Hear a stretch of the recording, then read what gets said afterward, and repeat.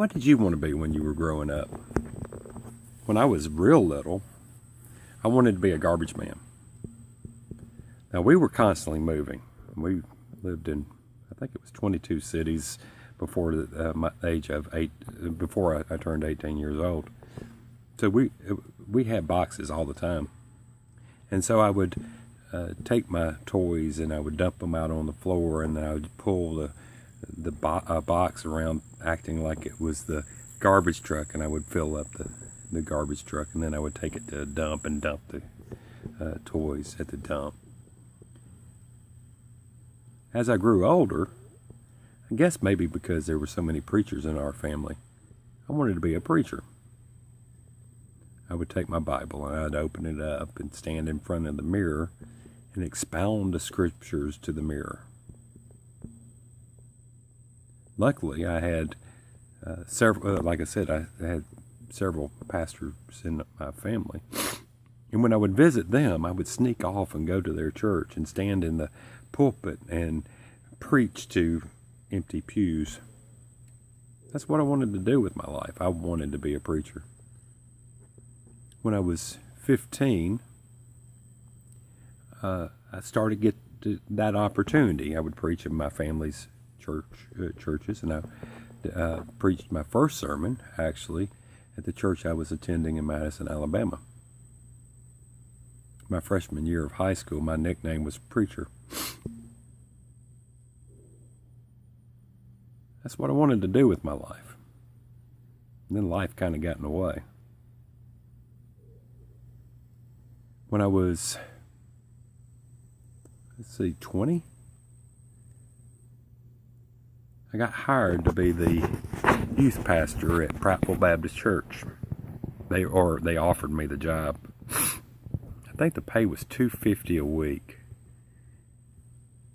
And I just could not see how I could live off of $250 a week. So I turned the job down. May have missed my opportunity to do what I'd always wanted to do. Later, I failed marriage. Then I felt I was unqualified. Growing up fundamentalist, divorce is a no-no. So I was, at best, a second-class Christian. So the idea of ever becoming a pastor was out of the question. Later, as my theology began to change and I got older, I eventually did pastor a couple churches. It was fulfilling,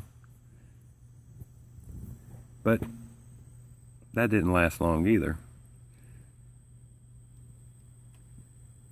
And so now I'm at a stage in my life where there's not a church in the world that probably hire me.